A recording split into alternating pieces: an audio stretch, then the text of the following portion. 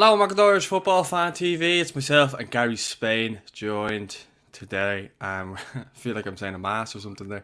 But we're here speaking about, Stephen Kenny's absolutely decimated squad. We've injuries upon injuries. I have a list of injuries here. Darren Randolph, Aaron Connolly, James McLean, Didzy's officially gone. Kelleher's a doubt. John Egan's gone. Callum O'Dowda.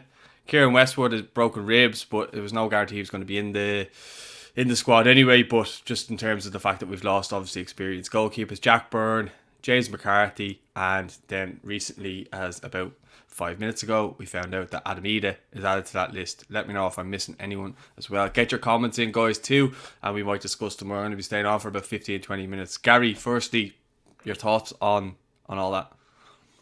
Oh, it's really depressing. I mean, Stephen got to be the unluckiest Irish manager in history. And I mean, we're talking about all these players out before we do a single COVID test. And just thinking back to the autumn and all. And I mean, obviously, I fully support you have to do all this testing and the players coming from all the different squads. But looking back over the last three international windows, I mean, we've been really unlucky with the COVID testing as well. So God only knows what that's going to find. So it's already a major blow. I mean, Stephen's been really, really unlucky. And we're missing, I mean, a number of the players you mentioned there, Paul, would almost certainly have started in Belgrade. And look, the squad's been decimated. And now we're hoping against hope. For example, even if you start from goalkeeper up, we're hoping against hope that Caoimhín Kelleher, who hasn't yet made his debut, is going to be fit to start in Belgrade. And what a game to throw yourself into, an away qualifier away from home in against Serbia, against our main. Let's be honest, we're in a battle for second place against Portugal. Second place behind Portugal with Serbia, and absolutely crucial game, first time out against Serbia. And now we're going to be missing so many players. We're going to have a goalkeeper potentially, hopefully, making his debut. And then you go right up the team. You're hoping that Darrow O'Shea and Kieran Clark are fit to start as a centre-back combination, who, I mean, weren't really that... Well, Darrow has been in Stephen's thoughts, but I don't think Kieran Clark was too much in Stephen's thoughts. He was... I know he was in the squad in November, but... I don't know. I mean, Aaron Connolly for me is a huge blow, but it's just a real disappointment. It's a really sign of bad luck. I'm a lot less optimistic, feeling a lot less optimistic now about the game in Belgrade than I would have been even a week or two ago. And okay, hopefully that will change. But now you get even concerns. God, we've got Luxembourg at home on the Saturday, and that's suddenly starting to look a lot more problematic than it may have looked even a few days ago. Yeah, no, I agree. And like, I actually thought it was quite admirable of Stephen Kenny to actually go and do a Q&A with supporters and be as honest and as open as he was. I actually thought it was really, really nice. I thought actually, I actually watched it back last night, and I actually saw that he even, volunteered to stay on a bit later to answer some more questions and stuff like that. Now, he did obviously name check Josh Cullen, saying that he stepped up his game in terms of his pass, and he also said he stepped up his game, in general, by going to Anderlecht, and he's really watched him, and he had Rory Higgins out watching him last week. So he's been keeping a close eye on Josh, and I've been saying for a while now, I think Josh needs to start in the next round of games. I think now he definitely has to. But again, we're talking, I mean, Stephen announces his squad in, I think, 6 days from now, the 18th. And even at that stage, the weekend going into those games, you still don't know if you have those players available to you because, they play that weekend, something may happen. You just don't know. And that's the worrying thing, is we've already so many players out now that if something happens to any other, like Seamus Coleman's due back from injury against Burnley, and he's had 2 hamstring injuries this season, and obviously one he picked up against England. If something happens to him now, we're going to be sweating over him. Matt Doherty's come into a little bit of form at a good time. Hopefully that continues. That's great. He also name-checked the fact that he could play the two of them together. I think, again, he may have to play the two of them together again, because I think no matter what way we look at it now, I think we're going to have a makeshift team, whatever way we look at it. I've seen some people on Twitter saying, 3-5-2 could be an option, but he didn't rule that out as well on the Q&A. He didn't rule that out either. So he is open to other little avenues of ways in which we have to play and be adaptable. And I think as a coach, he is adaptable if needs be. 3-5-2 may suit us best, I think, if that is the case. And you could maybe have the back three. You could have Duffy, Coleman, and Clark. That could be a good one, or O'Shea in there for one of them instead. And then you had Enda Stevens on the left, Matt Doherty on the right, and that way you're still getting Seamus and Matt in the team. But as well as that, I think even if you went like a 4-3-3, I think playing Matt as that right winger could be an option. And look at maybe someone like a Callum O'Dowd Callum Robinson, down the middle. But I think in this case, a more realistic sense, now that Ida's gone, I think James Collins will probably get the nod as the number 9, so to speak. I don't think Shane Long will get it, but I think Shane Long will be in the squad. I think Shane Long could be an option off the bench as well. But I think in the longer term, we need to kind of be looking away from the Shane Longs and stuff like that. Like, he's done his stint and he's been a very good servant to Irish football and stuff like that. But he's not the Shane Long that he was 3 years ago.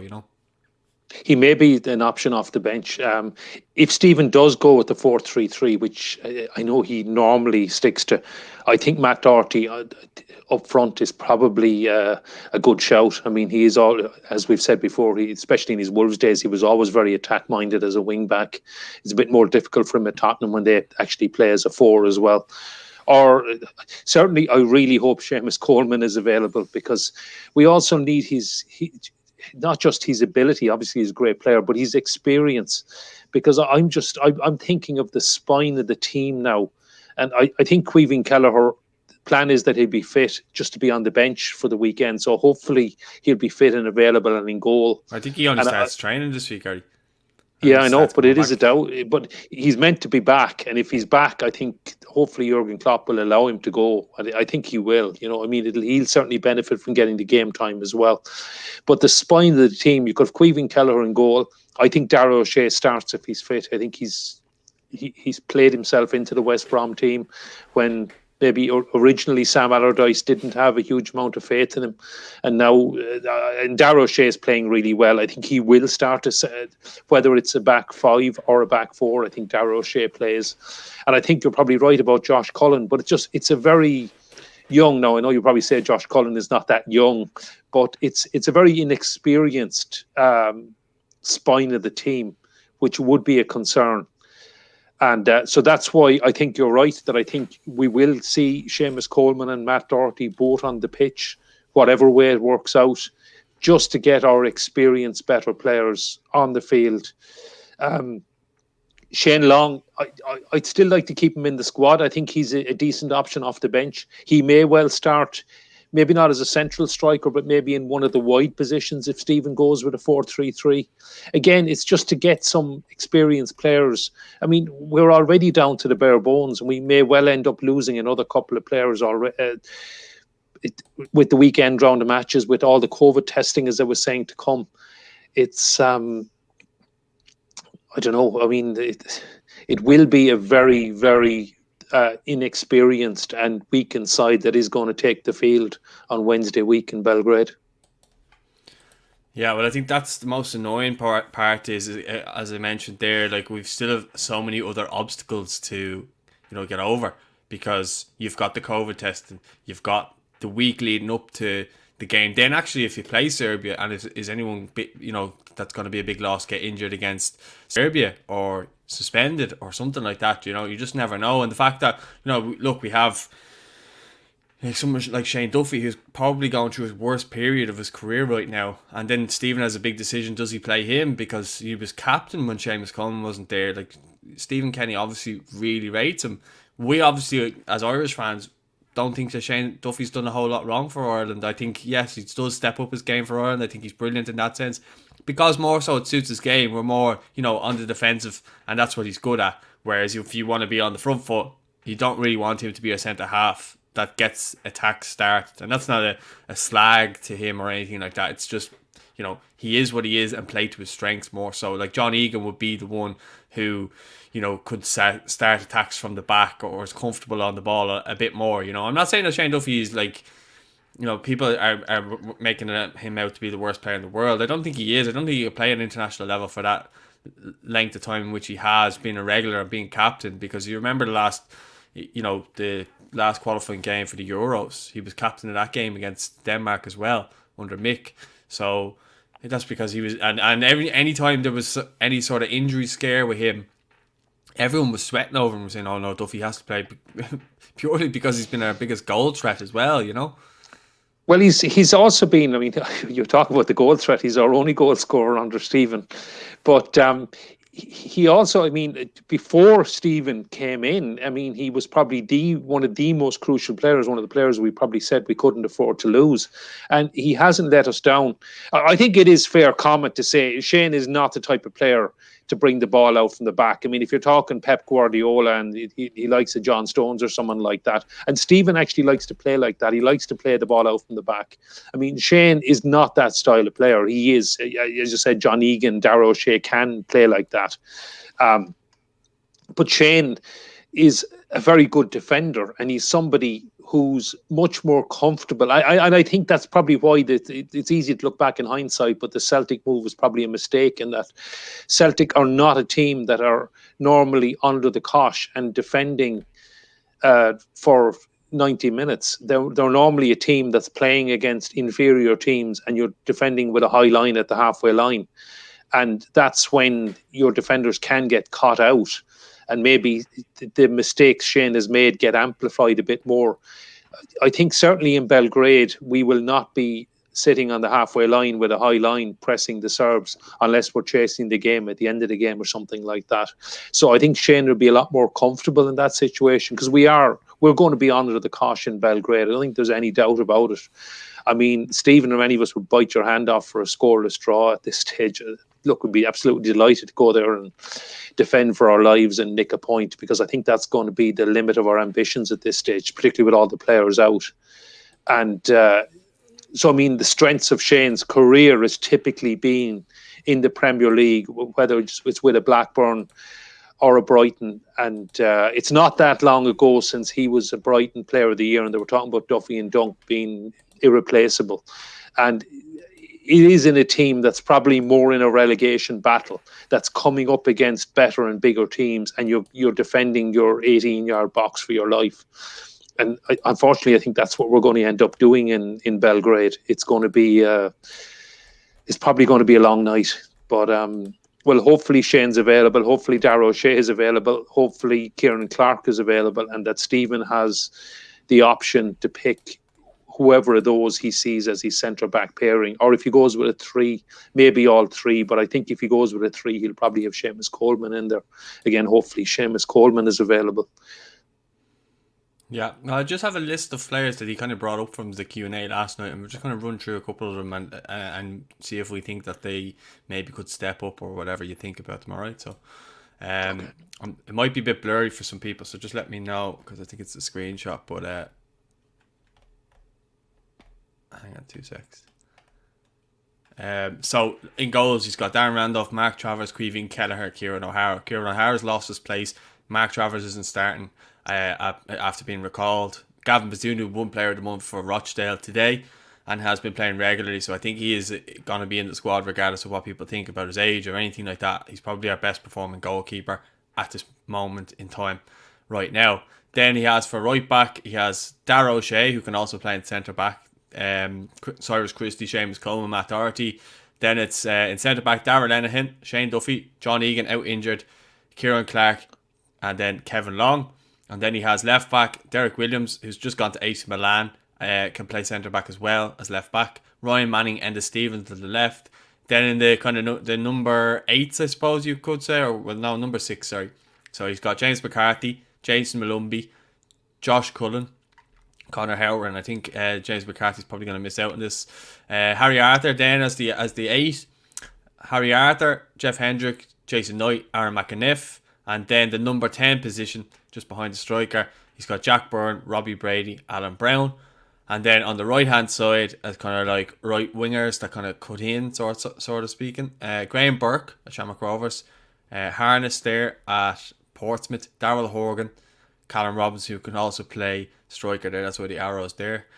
Shane Long then up front, Troy Parrott, Aaron Connolly out injured, Adam Ida out injured, James Collins is the other striker there. And then from the left, You've got O'Dowda, Curtis, James McLean out injured, Sean Maguire. I think O'Dowda's out injured as well there. So O'Dowd is out as well. Yeah. So yeah, there's a lot of names even there that's out injured. I'd actually see Jason Malumbi more as an 8, and I think we'll probably end up playing with 2 8s rather than a 10 anyway.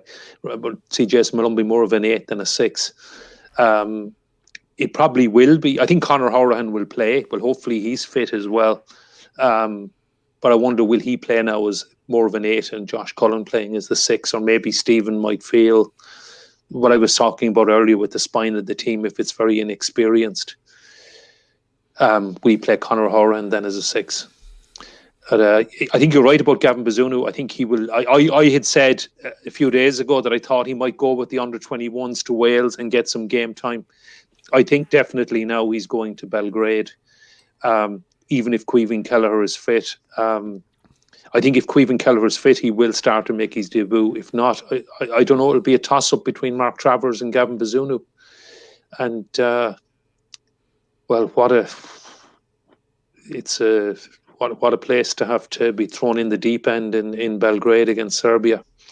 But I hope Caoimhín Kelleher is fit, because when Jurgen Klopp has called upon him, either in the Premier League or the Champions League, he's done really well for Liverpool. And it's not ideal to ask him to make his debut in Serbia. I would have gone for Darren Randolph myself, if available. Obviously, he's not now. And but Caoimhín Kelleher could well be our goalkeeper, or certainly battling with Gavin Bazunu for the number 1 shirt for 10, 15 years to come.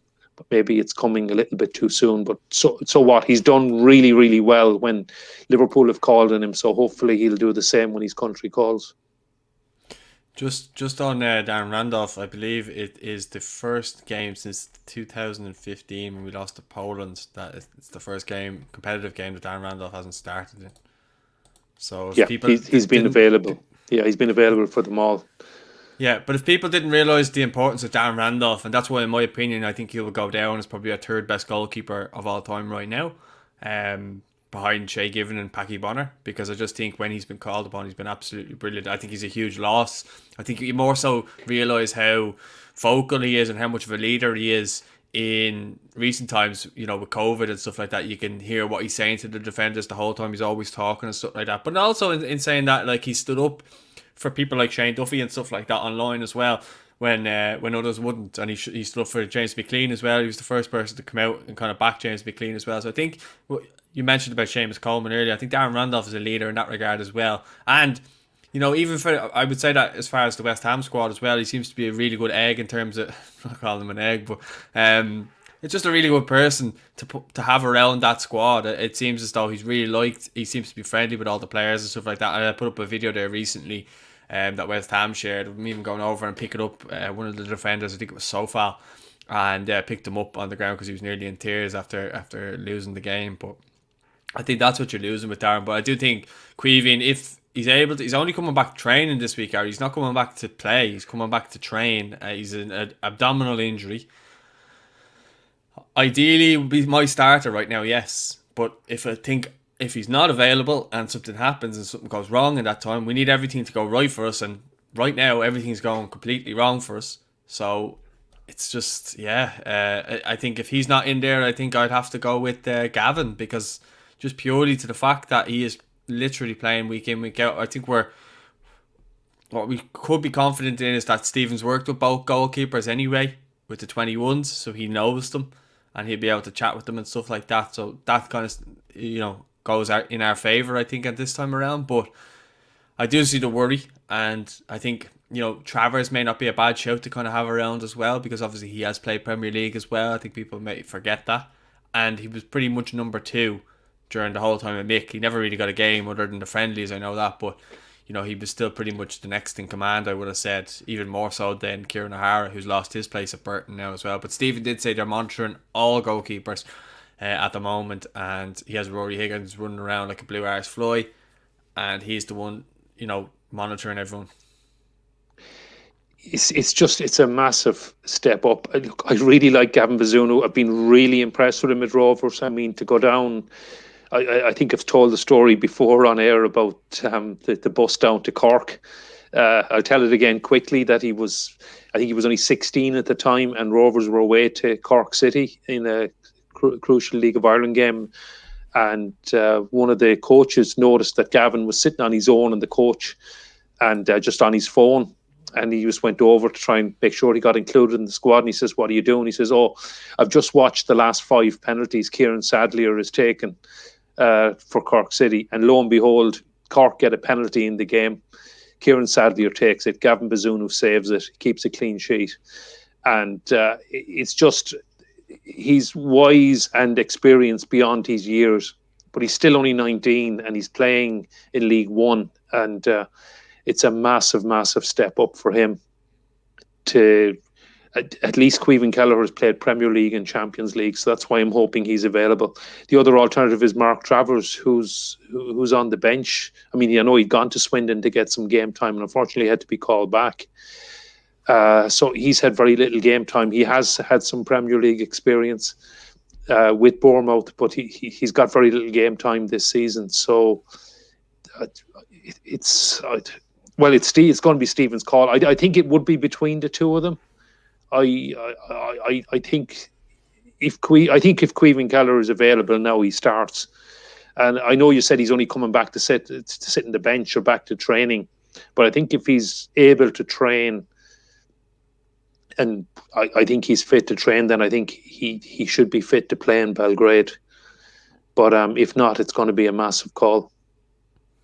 Yeah, no, I agree. And I just think Stephen Kenny is just so unlucky. Since he's took that job, it's like he's been cursed, and everything that can go wrong from has gone wrong. We haven't won a game. We've scored 1 goal.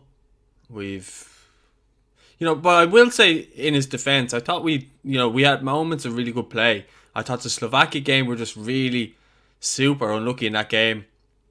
Could have went either way, to be honest with you. Before the penalties, we had chances to score and stuff like that. And people are always kind of getting on this Kenny out stuff. He can't put the ball in the net himself. He puts the team out and sets them up in a good way of playing. I really enjoyed the way we played against Slovakia. I think he's trying to play like Man City. That's pretty much what he brought up he went through, like, with the Q&A last night. He went through, he had a 4-3-3 and showed the way Sterling and Jesus and whoever plays on the right, I think it might have been Mahrez or someone like that, and he was just kind of showing that and how we did it with the Ireland team and stuff like that against Slovakia.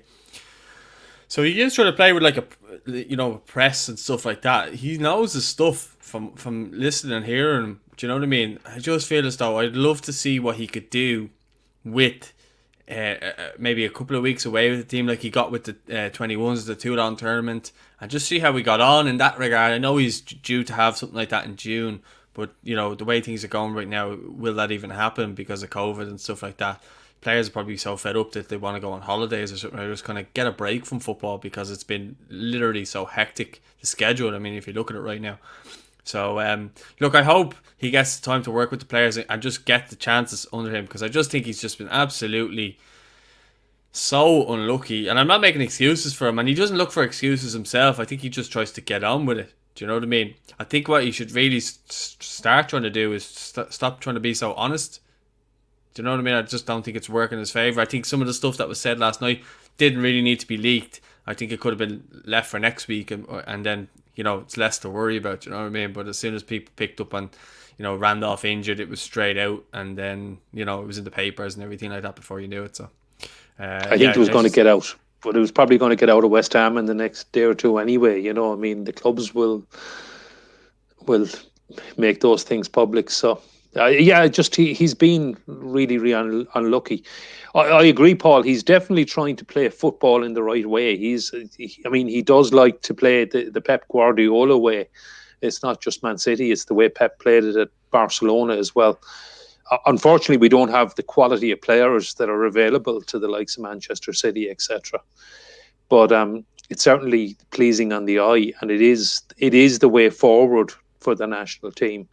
But the question is, will he be given the time if the results don't improve? And it's going to be really, really, really difficult. Even if we had Pep Guardiola as manager going to Belgrade, or Jurgen Klopp, or whoever, you name the top managers in the world, would they get a result away to Serbia, particularly with that such a depleted squad? I think, if it was Carlo Ancelotti now, I think he would get a result. All right, okay. No, I'm just messing. But no, I do look. I'm just hoping that something good comes up for us, because he's had so much bad luck in recent times that surely things can only get better from here. Like something has to go right for us. I think we're hoping for a miracle against Serbia. But like as you said, if we can get a result, whether it's a draw or whether it's, I don't know, whether it's a draw or even a win, I just don't see us winning the game.